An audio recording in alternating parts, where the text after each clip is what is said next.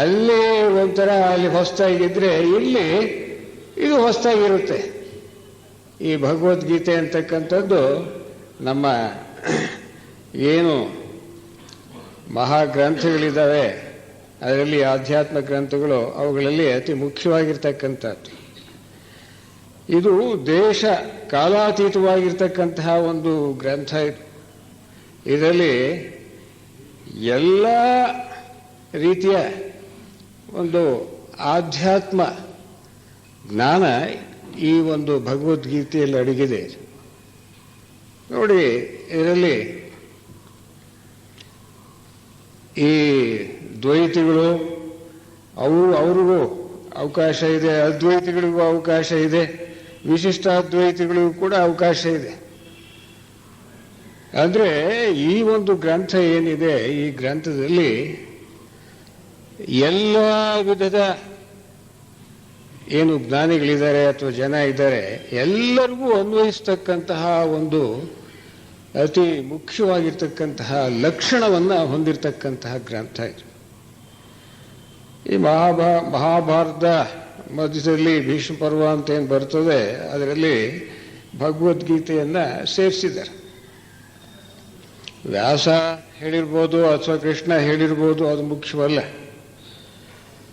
ಆದರೆ ಇಲ್ಲಿ ನಮಗೆ ಈ ಭಗವದ್ಗೀತೆಯನ್ನ ಕೃಷ್ಣ ಹೇಳಿದಾನೆ ಅಂತ ಹೇಳಿದರೆ ಆ ಕೃಷ್ಣ ಯಾರೂ ಅಲ್ಲ. ನಮ್ಮಲ್ಲಿ ಮೈತ್ರೇಯ ಮಹರ್ಷಿಗಳು ಕೇಳಿದಿರಲ್ಲ, ಆ ಮೈತ್ರೇಯ ಮಹರ್ಷಿಗಳೇ ಕೃಷ್ಣ ಆಗಿದ್ರು. ಅವರು ಬೋಧನೆ ಮಾಡಿದರು ಜಗತ್ತಿಗೆ. ಅದು ಮಹಾಯೋಗಿ ಅಂತ. ಅದರಿಂದ ಅಂತ ಮಹಾಯೋಗಿಯ ಮಾತುಗಳು ಹೇಗಿರ್ತವೆ, ಎಷ್ಟು ಅರ್ಥಗರ್ಭಿತವಾಗಿರ್ತವೆ.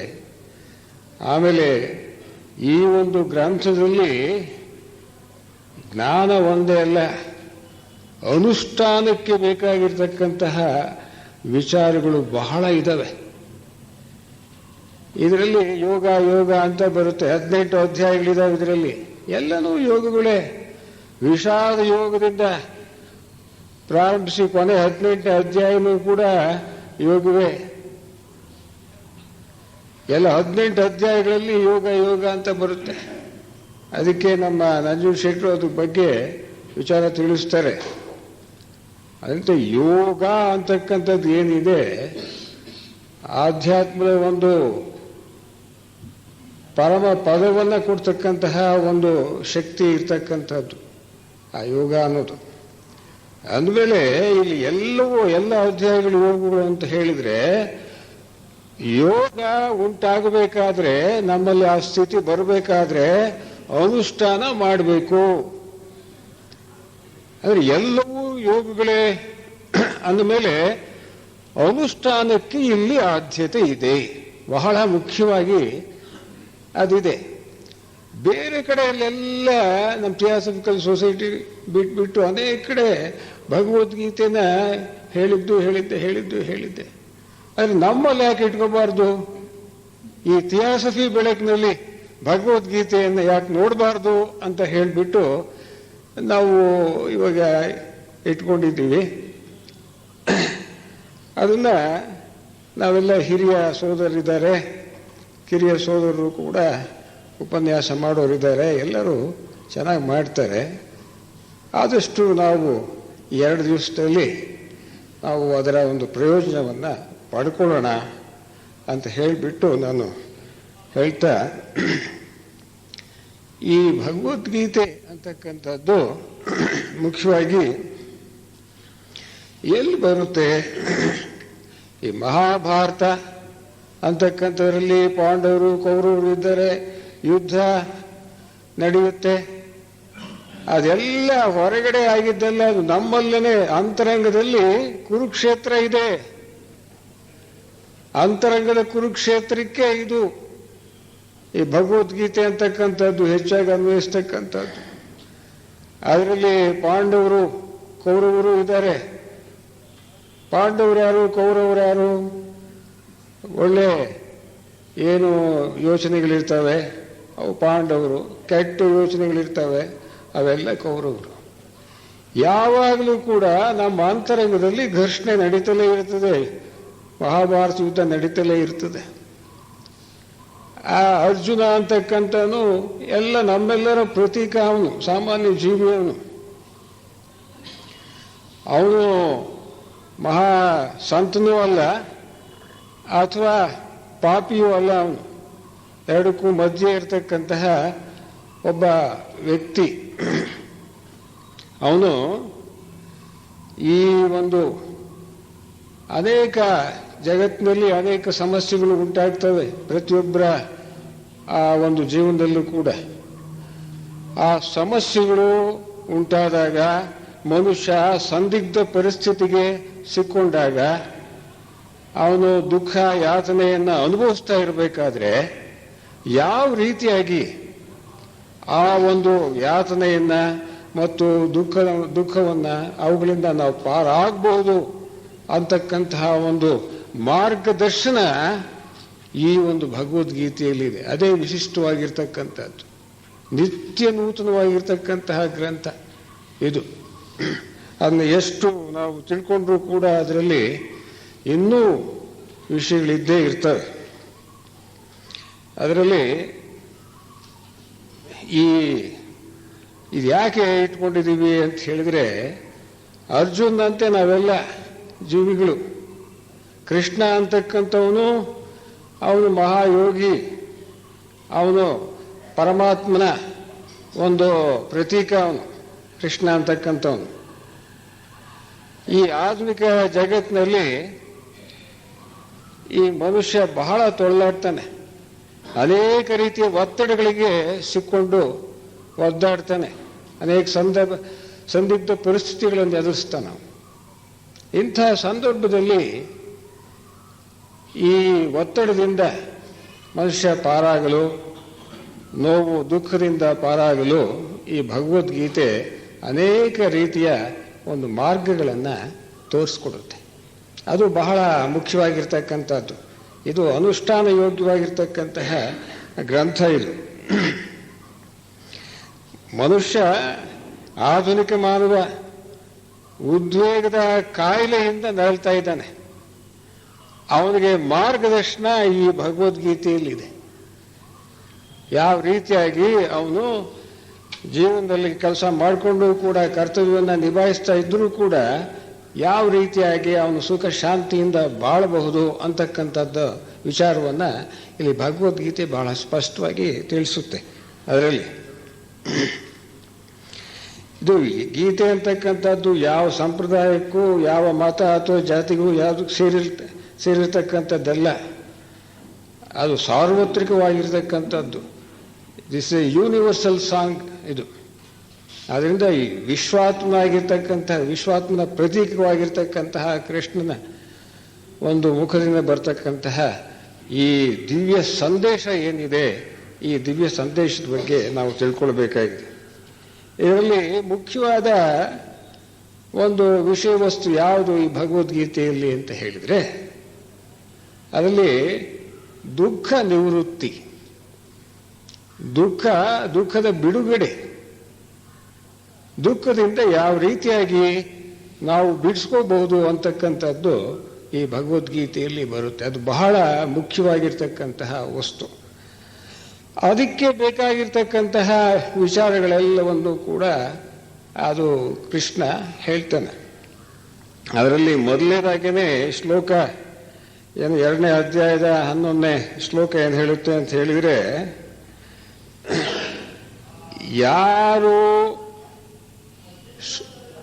ಯಾರ ಬಗ್ಗೆ ನೀನು ಶೋಕಿಸ್ತಾ ಇದೀಯ ಅರ್ಜುನ, ಅವ್ರ ಬಗ್ಗೆ ಶೋಕಿಸೋದು ಬೇಕಾಗೋದಿಲ್ಲ. ನೀನು ಶೋಕ ಅಂತಕ್ಕಂಥದ್ದು ಅದು ಅರ್ಹವಲ್ಲ.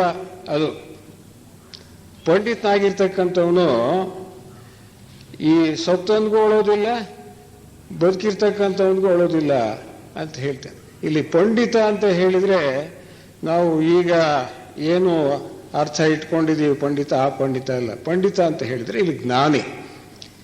ಈ ಭಗವದ್ಗೀತೆಯಲ್ಲಿ ಪಂಡಿತ ಅಂತ ಎಲ್ಲೆಲ್ಲಿ ಬರುತ್ತೋ ಅಲ್ಲಿ ಜ್ಞಾನಿ ಅಂತ ತಿಳ್ಕೊಳ್ಬೇಕು. ಈಗ ಹಾಗಿದ್ದಾಗ ಕೃಷ್ಣ ಅವನಿಗೆ ಯಾರ ಬಗ್ಗೆ ಶೋಕಿಸಲು ನೀನು ಯಾವ ಬಗ್ಗೆ ನೀನು ಶೋಕಿಸ್ತಾ ಇದೀಯ ಅವ್ರ ಬಗ್ಗೆ ಶೋಕಿಸೋದು ಬೇಕಾಗಿಲ್ಲ, ಆದ್ರಿಂದ ನೀನು ಸುಮ್ಮನೆ ವೃಥ ಯಾಕೆ ದುಃಖ ಪಡ್ತಾ ಇದೀಯ ಅಂತ ಕೇಳಿದ್ದಕ್ಕೆ ಆ ಅರ್ಜುನ ಅಂತಕ್ಕಂಥ ಮನಸ್ಸಿನ ಸ್ಥಿತಿ ಹೇಗಿರ್ತದೆ ನೋಡಿ.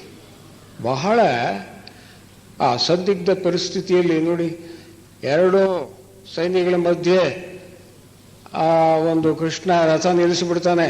ನಿಲ್ಲಿಸಿದ ತಕ್ಷಣವೇ ಅರ್ಜುನ ಅವನು ಇವ್ರನ್ನು ನೋಡ್ಬಿಟ್ಟು ಅವನು ಎಂಥ ಮಹಾ ವೀರ, ಅವನೇ ತಲ್ಲಣಿಸಿ ಹೋಗ್ತಾನೆ.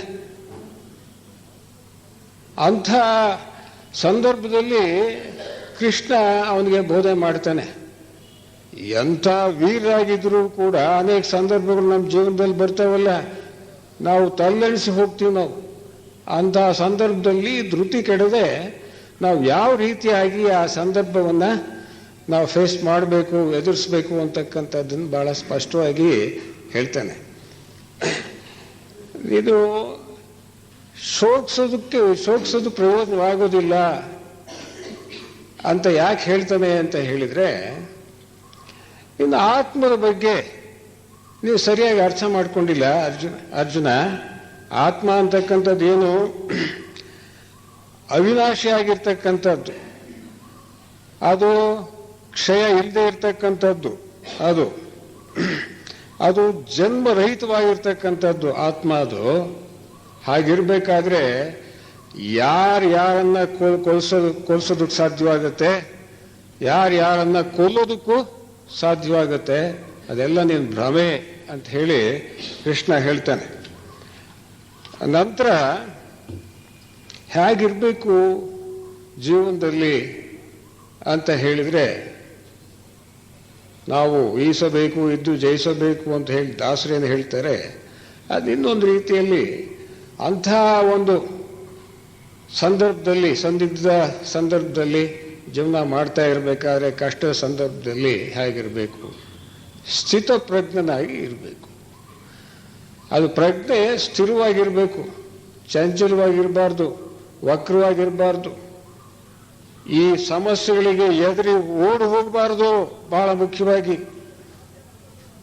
ಯುದ್ಧ ಮಾಡು ಅರ್ಜುನ ಅಂತ ಹೇಳ್ತಾನಲ್ಲ ಕೃಷ್ಣ, ಈ ಯುದ್ಧ ಪ್ರಚೋದಿತವಾಗಿರ್ತಕ್ಕಂತಹ ಗ್ರಂಥ ಅಲ್ಲ ಇದು. ನಿನಗೆ ಏನು ಆ ಒಂದು ಜೀವನದ ಸಂದರ್ಭದಲ್ಲಿ ಅನೇಕ ಕಷ್ಟಗಳು ಬರ್ತವೆ, ಅವನ್ನ ಧೈರ್ಯವಾಗಿ ಎದುರಿಸ್ಬೇಕು. ಧೈರ್ಯವಾಗಿ ಎದುರಿಸೋದ್ರಿಂದ ಅದರಿಂದ ನೀನು ಪಾರಾಗ್ಬೋದು, ಅದ್ರ ಆಚೆ ಹೋಗ್ಬೋದು. ನೀನು ಏನಾದ್ರೂ ಆ ಸಂದರ್ಭವನ್ನ ಎದುರಿಸ್ತೇ ಹೋದ್ರೆ ಅದು ನಿನ್ನ ಅದು ಬಿಡೋದೇ ಇಲ್ಲ. ಆದ್ರಿಂದ ಹೇಳಿ ಆಗಬಾರ್ದು, ಜೀವನದಲ್ಲಿ ಎಂಥ ಸಂದರ್ಭವನ್ನು ಕೂಡ ಎದುರಿಸ್ಬೇಕು ಅಂತ ಹೇಳಿ ಹೇಳ್ತಾನೆ. ಇದರಲ್ಲಿ ನಾನು ಯಾರು ಅಂತ ಹೇಳಿದರೆ, ಈ ಒಂದು ಕೃಷ್ಣ ತನಗೂ ಮತ್ತು ಇತರೆ ಜೀವಿಗಳಿಗಿರ್ತಕ್ಕಂಥ ಸಂಬಂಧ ಹೇಳ್ತಾನೆ. ಏನು, ನಾನು ಅವ್ಯಕ್ತ ರೂಪ, ಆ ಅವ್ಯಕ್ತ ರೂಪದ ನಾನು ಎಲ್ಲರಲ್ಲೂ ಇದ್ದೇನೆ, ಎಲ್ಲರ ಅಂತರಾತ್ಮನಾಗಿದ್ದೇನೆ ನಾನು. ಈ ಜಗತ್ತಿನಲ್ಲಿರ್ತಕ್ಕಂಥವು ಎಲ್ಲವೂ ನನ್ನಲ್ಲಿವೆ, ಆದರೆ ಅವುಗಳಲ್ಲಿ ನಾನಿಲ್ಲ ಅಂತ ಹೇಳ್ತಾನೆ. ಅದ್ರ ಬಗ್ಗೆ ಮುಂದೆ ಅನೇಕ ಜನ ಮಾತಾಡೋರು ಇದ್ದಾರೆ. ಎಲ್ಲವೂ ನನ್ನಲ್ಲಿವೆ, ಆದರೆ ಅವುಗಳಲ್ಲಿ ನಾನಿಲ್ಲ ಅಂತ ಹೇಳ್ತಾನೆ. ಅದರ ಸೂಕ್ಷ್ಮಾರ್ಥ ಏನು ಅಂತ ನೋಡೋಣ. ಹಾಗಾದ್ರೆ ಈ ದುಃಖವನ್ನ ನಿವಾರಣೆ ಮಾಡ್ಕೊಳ್ಳೋದಕ್ಕೆ ಏನು ಮಾಡಬೇಕು ಅಂತಕ್ಕಂಥದ್ದು ಬಹಳ ಮುಖ್ಯವಾಗಿರ್ತಕ್ಕಂಥದ್ದು. ಅದರಲ್ಲಿ ಅನೇಕ ಮಾರ್ಗಗಳು ಸೂಚಿಸ್ತಾನೆ ಕೃಷ್ಣ, ಅನೇಕ ಉಪಾಯಗಳನ್ನು ಸೂಚಿಸ್ತಾನೆ. ಅವುಗಳಲ್ಲಿ ಒಂದು ಸಾಂಖ್ಯರಿಗೆ ಜ್ಞಾನಯೋಗ ಮತ್ತು ಯೋಗಿಗಳಿಗೆ ಕರ್ಮಯೋಗ ಅಂತ ಹೇಳಿ. ಈ ಕರ್ಮಯೋಗ ಯಾರಿಗಪ್ಪ ಅಂತ ಹೇಳಿದ್ರೆ, ಶಾರೀರಿಕವಾಗಿ ಮತ್ತು ಮಾನಸಿಕವಾಗಿ ಯಾರು ಚಟುವಟಿಕೆಯಿಂದ ಇರ್ತಾರೋ, ಕ್ರಿಯಾಶೀಲರಾಗಿರ್ತಾರೋ ಅವ್ರಿಗೆ ಕರ್ಮಯೋಗ. ಮತ್ತು ಚಿಂತನಶೀಲ ವ್ಯಕ್ತಿಗಳು ಬೌದ್ಧಿಕವಾಗಿ ಚಿಂತನೆ ಮಾಡ್ತಾರಲ್ಲ, ಅವ್ರಿಗೆ ಜ್ಞಾನಯೋಗ ಯುಕ್ತವಾಗಿರ್ತಕ್ಕಂಥದ್ದು ಅಂತ ಹೇಳ್ತಾರೆ. ಆಮೇಲೆ ನೆಕ್ಸ್ಟು ಈ ಕೆಲಸ, ಕರ್ಮವನ್ನು ಯಾವ ರೀತಿ ಮಾಡಬೇಕು, ಬಹಳ ಉಪಾಯದಿಂದ ಕೌಶಲ್ಯದಿಂದ ಮಾಡಬೇಕು ಅಂತ ಹೇಳ್ತಾನೆ. ಆ ಕರ್ಮವನ್ನು ಕರ್ಮಣ್ಯೇವಾಧಿಕಾರಸ್ಥೆ ಮಾ ಫಲೇಶೋ ಕದಾಚನ. ಕರ್ಮವನ್ನು ಮಾಡೋದಕ್ಕೆ ನಿನ್ಗೆ ಅಧಿಕಾರ ಇದೆ, ಆದರೆ ಫಲದ ಮೇಲೆ ನಿನಗೆ ಅಧಿಕಾರ ಇಲ್ಲ. ಅದ್ರ ಬಗ್ಗೆ ಯೋಚಿಸಬೇಡ. ನೋಡೋಣ ಮುಂದೆ ಅವೆಲ್ಲ ಬಹಳ ಮುಖ್ಯವಾಗಿರ್ತಕ್ಕಂಥ ವಿಚಾರಗಳನ್ನ ಡಿಸ್ಕಸ್ ಮಾಡೋಣ ಅಂತ ಹೇಳ್ತಾನೆ. ಅದಾದಮೇಲೆ ಕೊನೆಗೆ ಅನೇಕ ಮಾರ್ಗಗಳನ್ನು, ಈಗ ಜ್ಞಾನ ಮಾರ್ಗ, ಕರ್ಮ ಮಾರ್ಗ ಎಲ್ಲ ಹೇಳ್ತಾನೆ. ಆಮೇಲೆ ಭಕ್ತಿ ಮಾರ್ಗ ಬೇರೆ ಇರ್ತದೆ, ಆಮೇಲೆ ಈ ಧ್ಯಾನ ಮಾರ್ಗ ಬೇರೆ ಇರ್ತದೆ. ಇವೆಲ್ಲ ಅನೇಕ ಮಾರ್ಗಗಳು ಇವೆಲ್ಲ. ನಂತರ ಒಂದು ಪರಮ ವಚನವನ್ನು ಕೊಡ್ತಾನೆ, ಅಭಯವನ್ನು ಕೊಡ್ತಾನೆ ಜನರಿಗೆ. ಸರ್ವಧರ್ಮಾನ್ ಪರಿತ್ಯಜ್ಯ ಮಾಮೇಕಂ ಶರಣಂ ವ್ರಜ, ಅಹಂ ತ್ವಾ ಸರ್ವ ಪಾಪೇಭ್ಯೋ ಮೋಕ್ಷ ಇಷ್ಯಾಮಿ ಮಾ ಶುಚಃ. ನನ್ನನ್ನೇ ಎಲ್ಲ ಧರ್ಮಗಳನ್ನು ನೀನು ಒಗಾಯಿಸ್ಬಿಟ್ಟು, ಧರ್ಮ ಅಂತಂದರೆ ಕರ್ಮಗಳು ಅಂತ ಮುಂದೆ ಹೇಳೋರಿದ್ದಾರೆ, ಎಲ್ಲ ಕರ್ಮಗಳನ್ನು ನೀನು ಬಿಟ್ಬಿಟ್ಟು ನನ್ನನ್ನೇ ನೀನು ಶರಣ ಹೊಂದು, ಶರಣ ಹೊಂದಿದಾಗ ನಿನಗೆ ಮೋಕ್ಷ ಕೊಡ್ತೀನಿ, ಬೇಕಾದ್ದೆಲ್ಲ ಕೊಡ್ತೀನಿ ಅಂತ ಹೇಳಿ ಈ ಅಭಯ ವಚನವನ್ನು ಕೃಷ್ಣ ಕೊನೆಗೆ ಆಡ್ತಾನೆ. ಇಂಥ ಅನೇಕ ವಿಚಾರಗಳಿದ್ದಾವೆ. ಇವುಗಳ ಬಗ್ಗೆ ನಾವು ಈ 2 ದಿವಸ ತಿಳ್ಕೊಳ್ಳೋಣ. ನಂತರ ಈಗ ನಮ್ಮ ನಂಜುಂಡ ಶೆಟ್ಟರು ಅವರು ಹಿರಿಯ ಉಪನ್ಯಾಸಕರು ಹೌದು, ಮತ್ತು ರಾಜ್ಯದ ಒಂದು ಮುಖ್ಯ ಸಂಘಟಕರು ಹೌದು. ಅವರು ಎಲ್ಲ ಲಾಡ್ಜ್ಗಳು ನೋಡಿದರು ನಮ್ಮ ಸ್ಟೇಟ್ನಲ್ಲಿ ಅಂತಂದರೆ ಅವರೊಬ್ಬರೇ. ಅದರಿಂದ ಎಲ್ಲ ವಿಚಾರಗಳನ್ನು ಅವರು ಈ ತಿಳ್ಕೊಂಡಿದ್ದಾರೆ. ನಮಗೆ ಯಾವ್ಯಾವ ರೀತಿ ಬೇಕು ಅಂತಕ್ಕಂಥದ್ದನ್ನು ಅವರು ಚೆನ್ನಾಗಿ ಹೇಳ್ತಾರೆ. ಅದರಲ್ಲಿ ಈಗ ಈ ಭಗವದ್ಗೀತೆಯಲ್ಲಿ ಯೋಗ ಅಂತ ಬರ್ತಲ್ಲ, 18 ಅಧ್ಯಾಯಗಳು 18 ಯೋಗಗಳೇ. ಅದ್ರ ಜೊತೆಗೆ ಇನ್ನೂ ಬೇರೆ ಯೋಗಗಳಿದ್ದಾವೆ. ಆಮೇಲೆ ಅವು ಬಂದಾಗ ಪ್ರಸ್ತಾಪ ಮಾಡಿದಾಗ ನೋಡೋಣ. ಅದ್ರ ಬಗ್ಗೆ ಆ ಭಗವದ್ಗೀತೆ ಅಂತಕ್ಕಂಥದ್ದು ಈ ಯೋಗಗಳ ಒಂದು ಸಂಗಮ ಅನ್ನೋದ್ರ ಬಗ್ಗೆ ನಮ್ಮ ನಂಜುಂಡ ಶೆಟ್ಟರು ಮಾತಾಡ್ತಾರೆ. ತತ್ಸರ್ವಂ ವ್ಯಾಪ್ಯ ನಾರಾಯಣ ಸ್ಥಿತಃ. ಸರ್ವಾಂತರ್ಯಾಮಿ ಪರಮಾತ್ಮನ ಚೈತನ್ಯಕ್ಕೆ ನಮಸ್ಕರಿಸಿ, ಜೀವನ್ಮುಕ್ತ ಮಹಾತ್ಮನ ಸ್ಮರಿಸಿ, ವ್ಯವಸ್ಥಾಪಕರೇ, ನಿರ್ದೇಶಕರೇ, ಸೋದರಿಯರೇ ಹಾಗೂ ಸೋದರರೇ, ಈ 2 ದಿವಸದ ವ್ಯಾಸಂಗಗೋಷ್ಠಿಯ ಪ್ರಥಮ ದಿವಸ ಪ್ರಸ್ತಾವನೆಯ ನಂತರ ಭಗವದ್ಗೀತೆ ಒಂದು ಯೋಗಗಳ ಸಂಗಮ ಅನ್ನೋ ವಿಷಯ ನನ್ನ ಪಾಲಿಗೆ ಬಂದಿದೆ. ಭಗವದ್ಗೀತೆ ತಮಗೆಲ್ಲರಿಗೂ ಪರಿಚಯ ಇರತಕ್ಕಂಥ ಗ್ರಂಥ. ಅದರಲ್ಲಿರ್ತಕ್ಕಂಥ ಬೋಧೆಗಳು ಯಾರಿಗೂ ಸಹ ಹೊಸವಲ್ಲ. ಆದರೂ ಸಹ ಎಲ್ಲಿ ನಾವು ಎಡವಿದ್ದೀವಿ ಅಂತಕ್ಕಂಥ ವಿಷಯವನ್ನು ನಾವು ಈ ಗೋಷ್ಠಿಯಲ್ಲಿ ನೋಡೋದಕ್ಕೆ ಪ್ರಯತ್ನ ಪಡೋಣ. ಯೋಗ ಅಂತ ಹೇಳಿದರೆ ಕೂಡಿಸು ಅಂಥೇಳಿ ಆ ಶಬ್ದದ ಅರ್ಥ. ಯೋಗ ಅಂತ ಹೇಳಿದರೆ ಸರಳವಾಗಿ ತಿಳ್ಕೋಬೇಕು ಅಂತ ಹೇಳೋದಾದರೆ ಉಪಾಯ ಅಂತ ಹೇಳ್ಬೋದು, ಮಾರ್ಗ ಅಂತ ಹೇಳ್ಬೋದು. ಮನುಷ್ಯ ಈ ಪ್ರಪಂಚಕ್ಕೆ ಇಳಿದು ಬಂದ ಮೇಲೆ ತಾನು ಸೇರಬೇಕಾಗಿರತಕ್ಕಂಥ ಶಾಶ್ವತ ನೆಲೆ ಪರಮಾತ್ಮನಲ್ಲಿ ಒಂದಾಗ್ತಕ್ಕಂಥ ಹಾದಿಯನ್ನು ಹೇಗೆ ಆರಿಸ್ಕೋಬೇಕು, ಯಾವ ಮಾರ್ಗವನ್ನು ಅವನು ತಾನು ಆಯ್ಕೆ ಮಾಡಬೇಕು ಅನ್ನೋದಕ್ಕೆ ಸಾಕಷ್ಟು ಮಾರ್ಗದರ್ಶನ ಕೊಡ್ತಾ ಇರತಕ್ಕಂಥದ್ದು ಭಗವದ್ಗೀತೆ. ಉಪನಿಷತ್ತುಗಳ ಸಾರ ಇದು. ಅದ್ಭುತವಾಗಿರತಕ್ಕಂಥ ವಿಶ್ವಮಾನ್ಯ ಗ್ರಂಥ, ಪ್ರಪಂಚದಲ್ಲಿ ಹಿಂದೆ ಇಂದು ಮುಂದೆ ಬರತಕ್ಕಂಥ ಎಲ್ಲ ಸಮಸ್ಯೆಗಳಿಗೂ ಪರಿಹಾರ ನೀಡತಕ್ಕಂತಹ ಏಕೈಕ ಸನಾತನ ಗ್ರಂಥ ಅಂತ ಹೇಳ್ಬೋದಿದು. ಇಂಥ ಭಗವದ್ಗೀತೆ ಒಂದು ಯೋಗಗಳ ಸಂಗಮ ಅನ್ನೋದನ್ನು ಹೇಗೆ ಅಂತ ನಾವು ನೋಡೋಣ. ಯೋಗ ಅಂದರೆ ನಾನಾ ರೀತಿಯ ವ್ಯಾಖ್ಯಾನವನ್ನು ನಾವು ನೋಡ್ತೀವಿ ಯೋಗಕ್ಕೆ. ಯೋಗ ಚಿತ್ತವೃತ್ತಿ ನಿರೋಧ, ಯೋಗ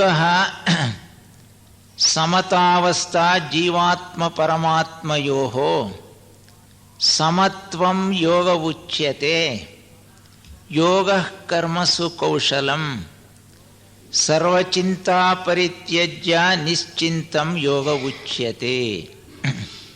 ಹೀಗೆ ನಾನಾ ರೀತಿಯ ವ್ಯಾಖ್ಯಾನಗಳನ್ನು ನಾವು ನೋಡಿದ್ದೀವಿ. ಯೋಗದ ಮುಖ್ಯ ಲಕ್ಷಣ ನಮ್ಮ ದಾರಿಯನ್ನು ಹುಡುಕೊಳ್ಳೋದು ಕೊಡ್ತಕ್ಕಂಥ ಮಾರ್ಗದರ್ಶನ. ಅಂತಹ ಅನೇಕ ಯೋಗಗಳ ಸಂಗಮ ಇದು. ನಮ್ಮ ನಿರ್ದೇಶಕರು ಪ್ರಾರಂಭದಲ್ಲೇ ಹೇಳಿದರು, ಒಂದೊಂದು ಅಧ್ಯಾಯವೂ ಒಂದೊಂದು ಯೋಗವೇ ಅಂತ ಹೇಳಿ. 18 ಅಧ್ಯಾಯಗಳ ಈ ಗೀತಾಭವನ, ಮೊಟ್ಟಮೊದಲನೇ ಅಧ್ಯಾಯ ಆ ಭವನದ ತಳಪಾಯ. ಇನ್ನು 16 ಅಧ್ಯಾಯಗಳು 16 ಅಂತಸ್ತುಗಳ ಭವನ. 18ನೇ ಅಧ್ಯಾಯ ಕೊನೆಯದು ಉಪಸಂಹಾರ, ಆ ಭವನದ ಒಂದು ಶಿಖರ, ಕಿರೀಟಪ್ರಾಯವಾಗಿರ್ತಕ್ಕಂಥ ಶಿಖರ. ಇಂಥ ಗೀತಾಭವನದಲ್ಲಿ ಪ್ರಸ್ತಾಪ ಆಗಿರತಕ್ಕಂಥ ಒಂದೊಂದು ಅಧ್ಯಾಯದ ವಿಷಯವೂ ಸಹ ಒಂದೊಂದು ರೀತಿ ಯೋಗವನ್ನು ಎತ್ತಿ ಹಿಡಿಯುತ್ತೆ. ಅರ್ಜುನ ವಿಷಾದ ಯೋಗ ಮೊದಲನೇ ಅಧ್ಯಾಯ.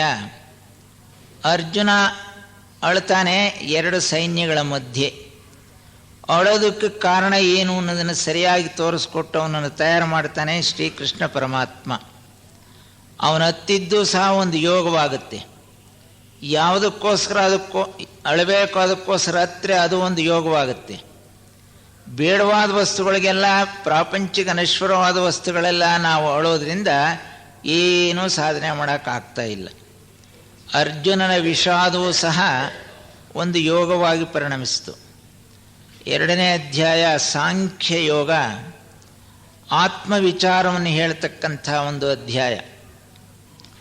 ಮನುಷ್ಯ ತಾನು ಯಾರು ಅಂತ ತಿಳ್ಕೊಳ್ಳೋದಕ್ಕೆ ಮನುಷ್ಯ ಅವನ ಶರೀರಗಳು ಅಂತ ಹೇಳಿ ನಾವು ಥಿಯಾಸಫಿಲ್ ಪ್ರಸ್ತಾಪ ಮಾಡ್ತೀವಿ. ಆ ಸ್ವರೂಪವನ್ನು ತಿಳ್ಕೊಳ್ಳೋದಕ್ಕೆ ಮೀಸಲಾಗಿರ್ತಕ್ಕಂಥ ಅಧ್ಯಾಯ 2ನೇ ಅಧ್ಯಾಯ.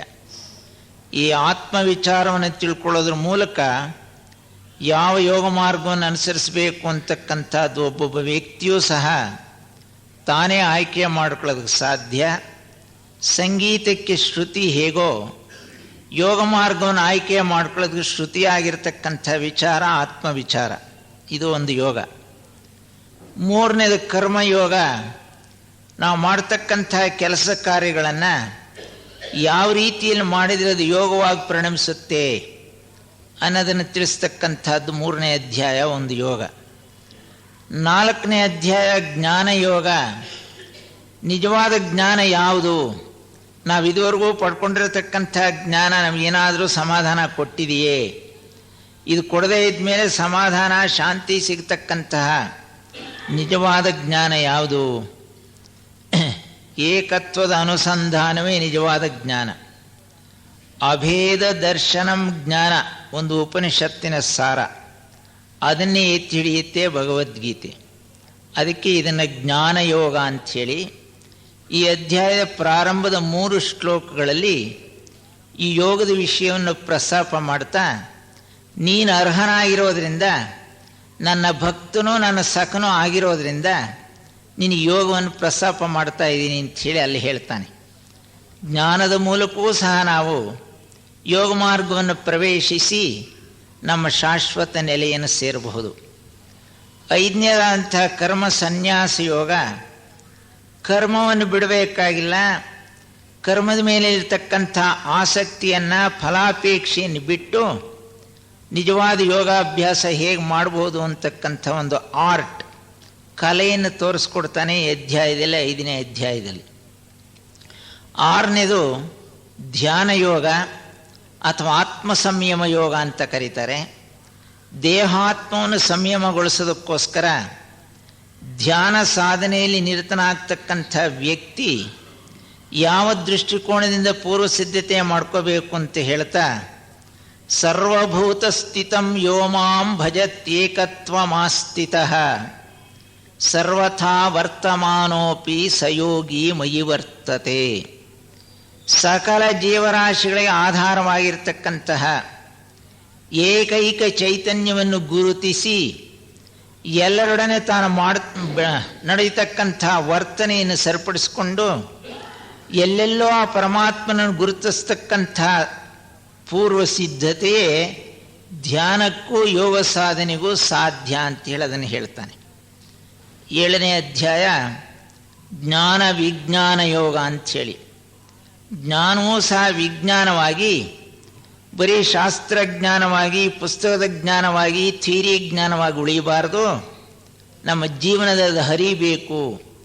ಆವಾಗಲೇ ಅದು ವಿಶೇಷ ಜ್ಞಾನವಾಗಿ ನಾವು ತಲುಪಬೇಕಾಗಿರ್ತಕ್ಕಂಥ ನೆಲೆಯನ್ನು ತಲುಪಬಹುದು ಅಂಥೇಳಿ ಜ್ಞಾನ ವಿಜ್ಞಾನ ಯೋಗದಲ್ಲಿ ಪ್ರಸ್ತಾಪ ಮಾಡ್ತಾನೆ. 8ನೇ ಅಧ್ಯಾಯ ಅಕ್ಷರ ಪರಬ್ರಹ್ಮ ಯೋಗ. ಅಕ್ಷರ ನಾಶವಾಗದಲೇ ಇರತಕ್ಕಂತಹ ಪರಬ್ರಹ್ಮ ತತ್ವವನ್ನು ಎಟ್ಕಿಸ್ಕೊಳ್ತಕ್ಕಂಥ ಹಾದಿಯಲ್ಲಿ ಅರ್ಜುನನ ಪ್ರಾರಂಭದ 7 ಪ್ರಶ್ನೆಗಳಿಗೆ ಉತ್ತರವನ್ನು ಕೊಡ್ತಾ ಮರಣಾನಂತರ ಸ್ಥಿತಿಯನ್ನೇ ಇಲ್ಲಿ ಪ್ರಮುಖವಾಗಿ ಪ್ರಸ್ತಾಪ ಮಾಡಿ ಕೊನೆಯಲ್ಲಿ ಒಂದು ಮಾತು ಹೇಳ್ತಾನೆ. ವೇದೇಶು ಯಜ್ಞೇಶು ತಪಸ್ಸು ಚೈವ ದಾನೇಶು ಯತ್ ಪುಣ್ಯ ಫಲಂ ಪ್ರತಿಷ್ಠಂ ಅತ್ಯೇತಿ ತತ್ಸರ್ವಮಿದಂ ವಿದಿತ್ವ ಯೋಗಿ ಪರಂ ಸ್ಥಾನಮುಪೈತಿ ಚಾಧ್ಯಂ. ಯೋಗಿಯ ಸ್ಥಾನ ಎಲ್ಲರಿಗಿನ್ನ ಶ್ರೇಷ್ಠವಾಗಿರ್ತಕ್ಕಂಥ ಸ್ಥಾನ. ಅಂಥ ಯೋಗಿ ಆಗ್ತಕ್ಕಂಥದ್ದೇ ನಿನ್ನ ಗುರಿಯಾಗಬೇಕು. ಸದಾ ಕಾಲ ನೀನು ಅದರ ಚಿಂತನೆಯಲ್ಲೇ ತೊಡಗಿ ನಿನ್ನ ಕರ್ತವ್ಯವನ್ನು ಬಿಡದಲೇ ನಡೆಸ್ತಾ ಬರಬೇಕು ಅಂತಕ್ಕಂಥ ಆದೇಶವನ್ನು 8ನೇ ಅಧ್ಯಾಯದಲ್ಲಿ ಪ್ರಸ್ತಾಪ ಮಾಡ್ತಾನೆ. ಇದು ಅಕ್ಷರ ಪರಬ್ರಹ್ಮ ಯೋಗ. 9ನೇದು ರಾಜವಿದ್ಯಾ ರಾಜಗುಹ್ಯ ಯೋಗ. ಮನುಷ್ಯ ಸಾಕಷ್ಟು ತೊಡಕುಗಳಲ್ಲಿ ಸಿಕ್ಕಾಕ್ಕೊಂಡು ಹೇಗಪ್ಪ ಹೊರಬರೋದು ಅಂತಕ್ಕಂಥ ಸಮಸ್ಯೆಗೆ ಸುಲಭವಾಗಿರ್ತಕ್ಕಂಥ ಸರಳವಾಗಿರ್ತಕ್ಕಂಥ ಮಾರ್ಗ ಇದು. ವಿದ್ಯೆಗಳಲ್ಲೆಲ್ಲ ರಾಜವಿದ್ಯೆ, ರಹಸ್ಯಗಳಲ್ಲೆಲ್ಲ ರಾಜಯೋಗ. ಇದನ್ನು ಆಶ್ರಯಿಸಬೇಕು ಅಂಥೇಳಿ 9ನೇ ಅಧ್ಯಾಯವನ್ನು ಪ್ರಸ್ತಾಪ ಮಾಡ್ತಾ, ಯತ್ ಕರೋಷಿ ಯದಶ್ನಾಸಿ ಯಜ್ಜುಹೋಷಿ ದದಾಸಿ ಯತ್ ತಪಸ್ಯಸಿ ಕೌಂತೆಯ ತತ್ಕುರುಷ್ವ ಮದರ್ಪಣಂ. ನೀನೇನು ಮಾಡ್ತೀಯೋ ಅದೆಲ್ಲವನ್ನು, ಯತ್ಕರೋಷಿ ಮಾಡೋದೆಲ್ಲವನ್ನೂ ಸಹ, ಯಜ್ಜುಹೋಷಿ ದದಾಸಿ ಯತ್ ನೀನೇನೇನು ಊಟ ಮಾಡ್ತೀಯೋ, ಏನೇನು ಕೆಲಸ ಕಾರ್ಯಗಳು ಮಾಡ್ತೀಯೋ, ಯಾವ ಚಟುವಟಿಕೆಗಳಲ್ಲಿ ತೊಡಗಿದೆಯೋ, ಏನೇನು ನಡೆಸ್ತಾ ಇದೆಯೋ ಅದೆಲ್ಲವನ್ನೂ ಸಹ ನನ್ನ ಹೆಸರಿನಲ್ಲಿ ಮಾಡು, ಅದೇ ಯೋಗ ಅಂತಾನೆ. ಆತನ ಹೆಸರಿನಲ್ಲಿ ಅಂಥೇಳಿ ಒಂದು ಚಿಕ್ಕ ಪುಸ್ತಕ ಥಿಯಾಸಫಿ ವಾಂಗ್ಮಯದಲ್ಲಿದೆ, ಇನ್ ಹೀಸ್ ನೇಮ್ ಅಂತ ಹೇಳಿ. ಯಾರು ಬರೆದಿದ್ದಾರದು? ಸ್ವಲ್ಪ ಯಾರಾದರೂ ಜ್ಞಾಪಕ ಇದ್ದರೆ ಹೇಳಿ. ಜಿನರಾಜದಾಸರು ಬರೆದಿರತಕ್ಕಂಥ ಪುಸ್ತಕ ಇನ್ ಹೀಸ್ ನೇಮ್ ಅಂತ ಹೇಳಿ. ಹೀಗೆ ನಾವು ಮಾಡತಕ್ಕಂಥ ಎಲ್ಲ ಚಟುವಟಿಕೆಗಳು ಪರಮಾತ್ಮನಿಗೆ ಅಂಥೇಳಿ ನಿವೇದನಾಯುತವಾಗಿ ಮಾಡತಕ್ಕಂಥ ಎಲ್ಲ ಕಾರ್ಯಗಳು ಸಹ ಯೋಗವಾಗಿ ಪರಿಣಮಿಸ್ತವೆ ಅಂಥೇಳಿ 9ನೇ ಅಧ್ಯಾಯದಲ್ಲಿ ಪ್ರಸ್ತಾಪ ಮಾಡ್ತಾನೆ. 10ನೇ ಅಧ್ಯಾಯ ವಿಭೂತಿ ಯೋಗ. ಪರಮಾತ್ಮನ ಸಂಪತ್ತನ್ನು ಎಲ್ಲೆಲ್ಲಿ ನಾವು ಗುರುತಿಸಬಹುದು, ಅವನ ಲಕ್ಷಣ ಎಲ್ಲಿ ಕಾಣಬೇಕು ಅನ್ನೋದನ್ನು ಪ್ರಮುಖವಾಗಿರ್ತಕ್ಕಂಥ ವಿಷಯಗಳ ಪ್ರಸ್ತಾಪ ಮಾಡ್ತಾ, ಪ್ರಮುಖ ಲಕ್ಷಣ ದ್ವಾರ ನಾವು ಆಳವಾಗಿ ವಿಶಾಲವಾಗಿ ಎಲ್ಲೆಲ್ಲೂ ಇರತಕ್ಕಂಥ ಪರಮಾತ್ಮನ ಗುರುತಿಸಬಹುದು ಅಂತಕ್ಕಂತಹ ವಿಭೂತಿ ಯೋಗವನ್ನು ನಮಗೆ 10ನೇ ಅಧ್ಯಾಯದಲ್ಲಿ ತಿಳಿಸ್ತಾನೆ. 11ನೇ ಅಧ್ಯಾಯ ವಿಶ್ವರೂಪ ಸಂದರ್ಶನ ಯೋಗ. ಬರೀ ಹೇಳೋದ್ರಿಂದ ನಮ್ಮಂಥ ಸಾಮಾನ್ಯ ಮನುಷ್ಯರಿಗೆ ಅರ್ಥವಾಗಲ್ಲ ಅಂತಕ್ಕಂಥ ಅರ್ಜುನನ ಪರಿಸ್ಥಿತಿಯನ್ನು ಕಂಡುಕೊಂಡಂತಹ ಕೃಷ್ಣ ಪರಮಾತ್ಮ ವಿಶ್ವರೂಪವನ್ನೇ ಆ ರಣರಂಗದ ಮಧ್ಯೆ ತೋರಿಸಿ ಎಲ್ಲದಕ್ಕೂ ತಾನೇ ಆಧಾರ, ತನ್ನಿಂದಲೇ ಎಲ್ಲವೂ ನಡೀತಾ ಇದೆ, ಪ್ರಪಂಚದಲ್ಲಿರ್ತಕ್ಕಂಥ ಎಲ್ಲ ಜೀವರಾಶಿಗಳು ಸಹ ನಿಮಿತ್ತ ಮಾತ್ರ ಅನ್ನೋದನ್ನು 11ನೇ ಅಧ್ಯಾಯ ಪ್ರಸ್ತಾಪ ಮಾಡ್ತಾನೆ. ತಸ್ಮಾತ್ವಮುತ್ತಿಷ್ಟ ಯಶೋಲಭಸ್ವ ಜಿತ್ವಾ ಶತ್ರೂನ್ ಭುಂಗ್ವ ರಾಜ್ಯಂ ಸಮೃದ್ಧಂ ಮಯೈವೈತೆ ನಿಹತಾಃ ಪೂರ್ವಮೇವ ನಿಮಿತ್ತ ಮಾತ್ರಂ ಭವಸವ್ಯ ಸಾಚಿನ್. ನಿನ್ನ ಜೀವನವನ್ನು ನಿಮಿತ್ತ ಮಾತ್ರವಾಗಿ ನಡೆಸು. ಎಲ್ಲವೂ ಪರಮಾತ್ಮನ ಮೇಲೆ ಭಾರ ಹಾಕಿ ಅವನ ಪ್ರತಿನಿಧಿಯಾಗಿ ನಾನು ಕೆಲಸ ಮಾಡ್ತಾ ಇದ್ದೀನಿ ಅಂತಕ್ಕಂಥ ಭಾವನೆಯಿಂದ ತೃಣಮಪಿ ನ ಚಲತಿ ತೇನ ವಿನಾ ಅನ್ನೋ ಹಾಗೆ ಎಲ್ಲವನ್ನೂ ಏರ್ಪಾಟು ಮಾಡತಕ್ಕಂಥವನು ಪರಮಾತ್ಮ. ಎಲ್ಲರ ಉದ್ಧಾರಕ್ಕೋಸ್ಕರ ಎಲ್ಲರ ಒಳಿತಿಗೋಸ್ಕರ ಯೋಜನೆ ಹಾಕಿರ್ತಕ್ಕಂಥದ್ದು ಪರಮಾತ್ಮ. ಅಂತಹ ಯೋಜನೆಯಲ್ಲಿ ನಿನ್ನ ಕೈವಾಡ ಏನೂ ಇಲ್ಲದ ಹಾಗೆ ನೀನು ಪರಮಾತ್ಮನ ಪ್ರತಿನಿಧಿ ಅಂಥೇಳಿ ನಿಮಿತ್ತ ಮಾತ್ರನಾಗಿ ಬಾಳೋದೊಂದೇ ನಿನ್ನ ಮುಂದಿರತಕ್ಕಂಥ ಕೆಲಸ ಅಂತ ಹೇಳಿ ತನ್ನ ಸ್ವರೂಪವನ್ನೇ ತೋರಿಸ್ಕೊಟ್ಟು ಆ 11ನೇ ಅಧ್ಯಾಯವನ್ನು ಮುಗಿಸ್ತಾನೆ. 12ನೇ ಅಧ್ಯಾಯ ಭಕ್ತಿಯೋಗ, ಭಕ್ತನ ಲಕ್ಷಣಗಳನ್ನು ಮುಂದಿಡ್ತಾ ಅದರಲ್ಲಿ ಮುಖ್ಯವಾಗಿರ್ತಕ್ಕಂಥದ್ದು ಸರ್ವಭೂತ ಹಿತೇರತಾಹ. 35 ಭಕ್ತನ ಲಕ್ಷಣಗಳಲ್ಲಿ ಹಿನ್ನೆಲೆಯಲ್ಲಿರಬೇಕಾಗಿರ್ತಕ್ಕಂಥ ಶ್ರುತಿ ಯಾವುದು ಅಂತ ಹೇಳೋದಾದರೆ ಸರ್ವಭೂತ ಹಿತೇರತಾಹ. ತನ್ನ ವೈಯಕ್ತಿಕ ಹಿತವನ್ನು ಮರೆತು ಸಕಲ ಜೀವರಾಶಿಗಳ ಹಿತಕ್ಕೋಸ್ಕರ ದುಡಿಯತಕ್ಕಂಥವನು ನಿಜವಾದ ಭಕ್ತ. ದೇವಸ್ಥಾನಕ್ಕೆ ಹೋಗೋನು ಮತ್ತು ಉತ್ಸವಾದಿಗಳು ನಡೆಸ್ತಕ್ಕಂಥವನು, ಸಾಕಷ್ಟು ಹಣ ಖರ್ಚು ಮಾಡ್ತಕ್ಕಂಥವನು, ವಿಭೂತಿ ನಾಮ ಧರಿಸ್ಕೊಂಡು ನಾನು ಭಕ್ತ ಅಂತ ತೋರಿಸ್ಕೊಳ್ತಕ್ಕಂಥವನು ಅಲ್ಲ ಭಕ್ತ. ಭಕ್ತನ ಲಕ್ಷಣ ಹೊರಗಿನ ವೇಷದಲ್ಲಿಲ್ಲ, ಅವನ ಅಂತರಂಗದ ದೃಷ್ಟಿ ಸರ್ವಭೂತ ಹಿತೇರತಾಹ ಅನ್ನೋದ್ರಲ್ಲಿದೆ ಅಂಥೇಳಿ ಆ ಭಕ್ತಿಯೋಗವನ್ನಲ್ಲಿ ಪ್ರಸ್ತಾಪ ಮಾಡ್ತಾನೆ. 13ನೇದಂಥ ಕ್ಷೇತ್ರಜ್ಞ ವಿಭಾಗ ಯೋಗದಲ್ಲಿ ಮನುಷ್ಯನ ಸ್ವರೂಪಕ್ಕೆ ಸಂಬಂಧಪಟ್ಟ ಹಾಗೆ ಕ್ಷೇತ್ರ ಅಂದರೆ ಯಾವುದು, ಕ್ಷೇತ್ರಜ್ಞ ಅಂದರೆ ಯಾವುದು. ಪ್ರಕೃತಿಯಿಂದ ರಚನೆ ಆಗಿರತಕ್ಕಂಥ ಈ ಶರೀರ ಕ್ಷೇತ್ರವಾದರೆ ಈ ಶರೀರಕ್ಕೆ ಪ್ರಾಣದಾತನಾಗಿ ಎಲ್ಲಕ್ಕೂ ಆಧಾರಭೂತವಾಗಿರ್ತಕ್ಕಂಥ ಚೈತನ್ಯ ಕ್ಷೇತ್ರಜ್ಞ ಅಂಥೇಳಿ ವಿವರಣೆ ಕೊಡ್ತಾ ಕ್ಷೇತ್ರಜ್ಞಯೋರೇವಂ ಅಂತರಂ ಜ್ಞಾನಚಕ್ಷುಷ, ಇವೆರಡರ ಅಂತರವನ್ನು ಜ್ಞಾನ ಕಣ್ಣುಗಳಿಂದ ಅರಿಬೇಕು ಸಾಧಕ ಅಂತ ಹೇಳ್ತಾನೆ. ಕ್ಷೇತ್ರ ಯಾವುದು, ಕ್ಷೇತ್ರಜ್ಞ ಯಾರು ಅಂಥೇಳಿ ನಾವು ಕ್ಷೇತ್ರವನ್ನೇ ಸರ್ವಸ್ವವಾಗಿ ಭಾವಿಸ್ಕೊಂಡು ಕ್ಷೇತ್ರಜ್ಞನನ್ನು ಮರ್ತಿರೋದ್ರಿಂದಲೇ ನಮ್ಮ ಎಲ್ಲ ಅನಾಹುತಗಳಿಗೂ ಕಾರಣ. ಅಂದರೆ ಕ್ಷೇತ್ರಜ್ಞ ವಿಭಾಗ ಯೋಗ ಎಷ್ಟು ಪ್ರಮುಖವಾದ್ದು ಅಂತ ಹೇಳ್ತಾ ಅಲ್ಲಿ ಜ್ಞಾನಿಯ ಲಕ್ಷಣಗಳನ್ನು ಪ್ರಸ್ತಾಪ ಮಾಡ್ತಾನೆ. ಇದು 13ನೇ ಅಧ್ಯಾಯ ಕ್ಷೇತ್ರಜ್ಞ ವಿಭಾಗ ಯೋಗ ಅಂಥೇಳಿ. 14ನೇ ಅಧ್ಯಾಯ ಗುಣತ್ರಯ ವಿಭಾಗ ಯೋಗ.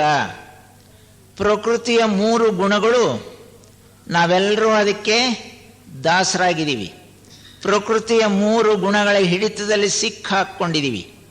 3 ಗುಣಗಳ ವಿಷಯವನ್ನು ಸ್ಪಷ್ಟವಾಗಿ ವಿವರಿಸ್ತಾ ಸಾತ್ವಿಕ ರಾಜಸ ತಾಮಸ ಗುಣಗಳ ಲಕ್ಷಣ ಏನು, ತಾಮಸಾಹಾರ ಸಾತ್ವಿಕಾಹಾರ ರಾಜಸಾಹಾರ ಅಂದರೆ ಯಾವುದು ಅನ್ನೋದನ್ನು ಸ್ಪಷ್ಟವಾಗಿ ನಾನಾ ಶ್ಲೋಕಗಳಲ್ಲಿ ಹೇಳ್ತಾ ಗುಣಾತೀತನಾಗ್ತಕ್ಕಂಥ ಮಾರ್ಗವನ್ನು ತೋರಿಸ್ಕೊಡ್ತಾನೆ.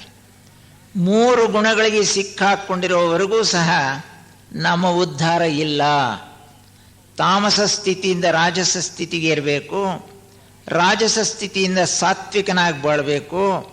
ಸಾತ್ವಿಕನಾಗ್ತಕ್ಕಂಥದ್ದು ಸಹ ಒಂದು ಚಿನ್ನದ ಸರಪಣಿ ಇದ್ದ ಹಾಗೆ ತ್ರಿಗುಣಾತೀತನಾಗಬೇಕು ಅಂತಕ್ಕಂಥ ಸಂದೇಶ ಅಲ್ಲಿ ಕೊಡ್ತಾ ಗುಣಾತೀತನ ಪ್ರಮುಖ ಲಕ್ಷಣಗಳನ್ನು ಪ್ರಸ್ತಾಪ ಮಾಡ್ತಾನೆ.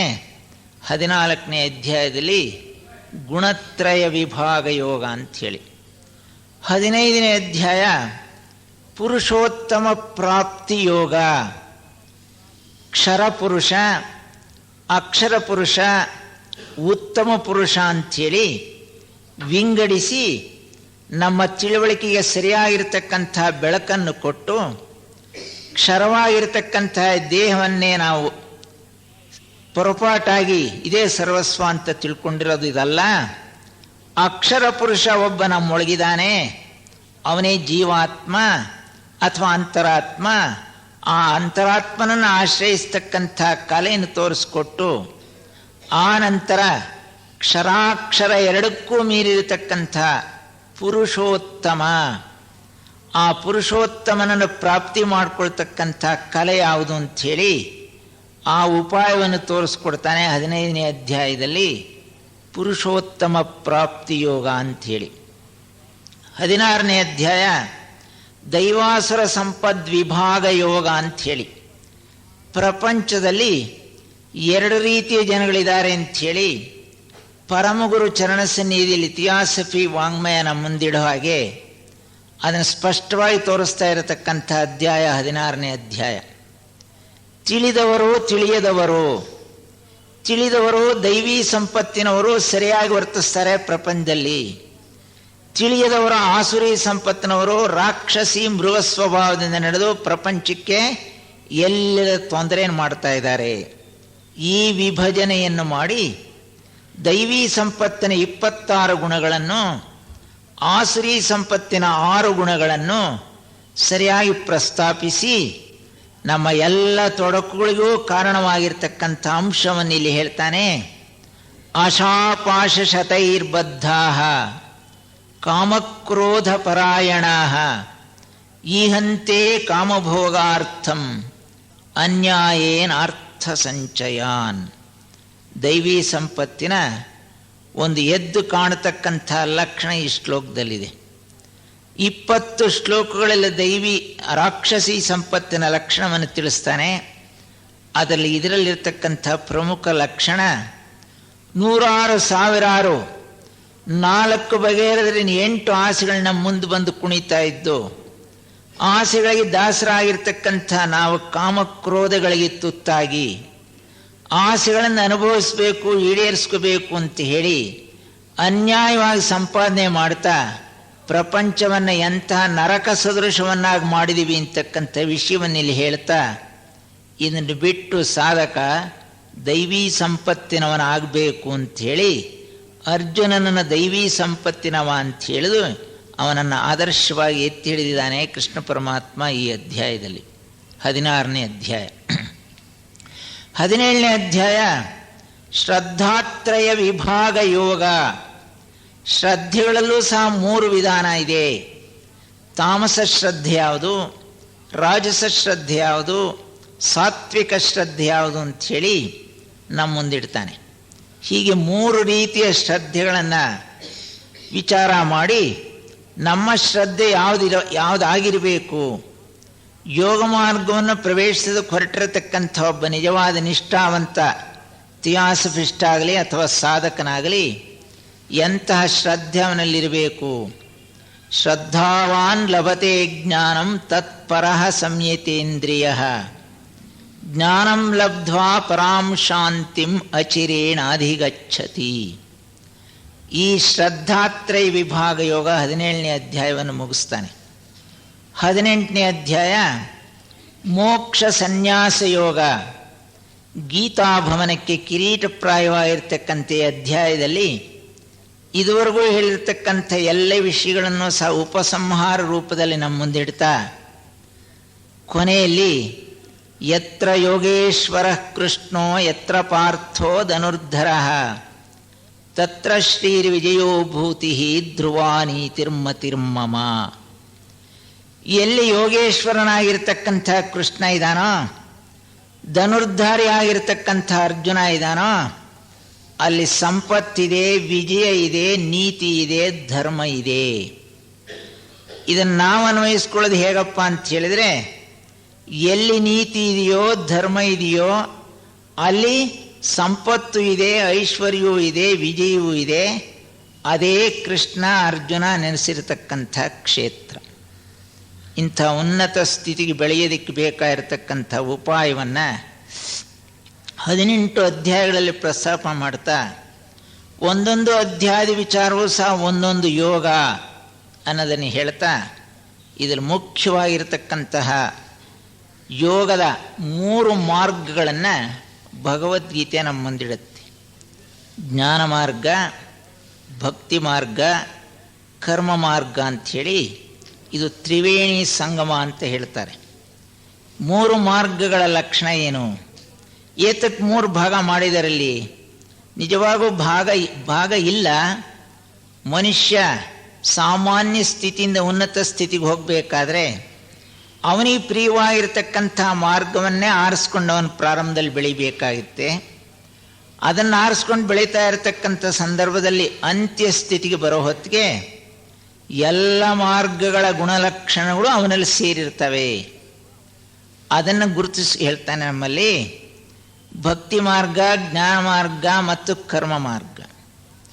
ದಿವ್ಯ ಜ್ಞಾನವನ್ನು ಅರಸೋದಕ್ಕೋಸ್ಕರ ಪ್ರಯತ್ನ ಪಡ್ತಾ ಇರತಕ್ಕಂಥವನು ವಿಚಾರಶೀಲ ಜ್ಞಾನಿ ಆದರೆ, ಸರ್ವ ಸಮರ್ಪಣ ಭಾವದಿಂದ ನಿವೇದನಾಯುತವಾಗಿ ಕೆಲಸ ಮಾಡ್ತಾ ಇರತಕ್ಕಂಥವನು ಭಕ್ತನಾದರೆ, ನಿಷ್ಕಾಮ ಕರ್ಮಯೋಗದಲ್ಲಿ ಪೂರ್ಣವಾಗಿ ತೊಡಗಿಸ್ಕೊಂಡಿರ್ತಕ್ಕಂತಹ ಕರ್ಮ ಸನ್ಯಾಸಿ ಅಥವಾ ಕರ್ಮಯೋಗಿ ಈ 3 ಪ್ರಸ್ತಾಪ ಮಾಡ್ತಾ, ಈ 3ಕ್ಕಿನ್ನ ಮೀರಿರತಕ್ಕಂಥ ಯೋಗದ ಸ್ಥಿತಿಯಲ್ಲಿ ಯೋಗಿಯಾಗಿರ್ತಕ್ಕಂಥವನು 3 ಮಾರ್ಗಗಳ ಒಂದು ಸಮರಸತೆಯನ್ನು ತನ್ನ ಜೀವನದಲ್ಲಿ ಕಾಣ್ತಾನೆ. ಸತ್ ಚಿಂತನೆ, ಸತ್ ಸಂಕಲ್ಪ, ಸತ್ ಕಾರ್ಯ ಅಂತ ಹೇಳಿ ಇದನ್ನು ಒಂದು ಶ್ಲೋಕದಲ್ಲಿ ಬಹಳ ಸ್ಪಷ್ಟವಾಗಿ ಹೇಳ್ತಾನೆ. ಪ್ರತಿಯೊಬ್ಬ ಮಾನವನೂ ಸಹ ಯೋಗಿ ಆಗಲೇಬೇಕು. ಆ ಯೋಗಿ ಆಗ್ತಕ್ಕಂಥ ಹಾದಿಯಲ್ಲಿ ತನ್ನ ಮಾರ್ಗವನ್ನು ತಾನು ಆರಿಸ್ಕೋಬೇಕು ಅಂತ ಹೇಳ್ತಾ, ಯೋಗಿಯ ಒಂದು ಪರಾಕಾಷ್ಠ ಸ್ಥಿತಿಯನ್ನು, ಅತ್ಯುನ್ನತ ಸ್ಥಾನವನ್ನು ಇಲ್ಲಿ ವಿಚಾರ ಮಾಡಿ ಅರ್ಜುನನ ಮುಂದಿಡ್ತಾನೆ ನಮಗೆಲ್ಲರಿಗೋಸ್ಕರ ಅವನ ಮೂಲಕ. ತಪಸ್ವಿಭ್ಯೋಧಿಕೋ ಯೋಗಿ ಜ್ಞಾನಿಭ್ಯೋಪಿ ಮತೋಧಿಕಃ ಕರ್ಮಿಭ್ಯಶ್ಚಾಧಿಕೋ ಯೋಗಿ ತಸ್ಮಾದ್ಯೋಗಿ ಭವಾರ್ಜುನ.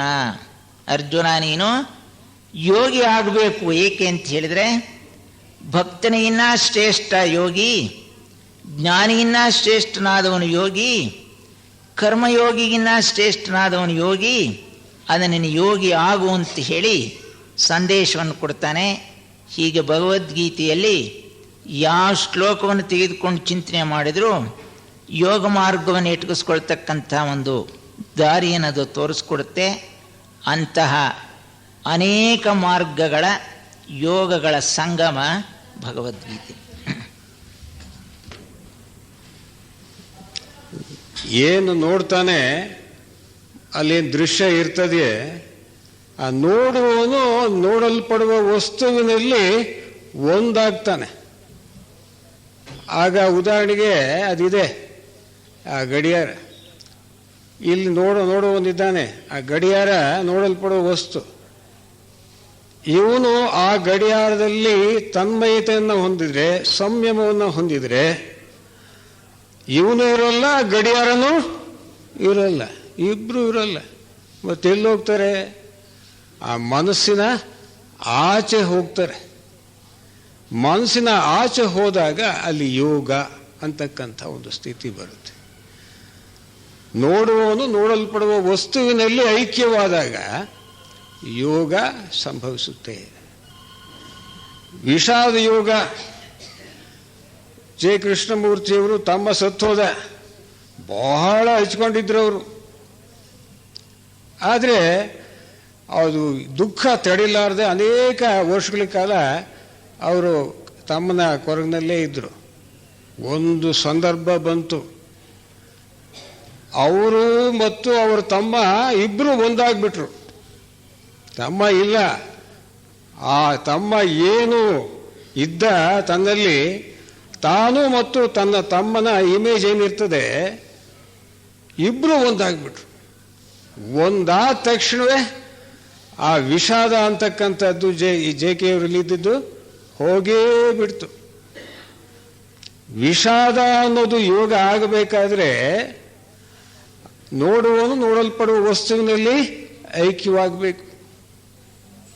ಆ ವಿಷಾದ ಅನ್ನೋದು ಯೋಗವಾಗಬೇಕಾದ್ರೆ ವಿಷಾದದ ಆಚೆ ಯೋಗ ಇದೆ.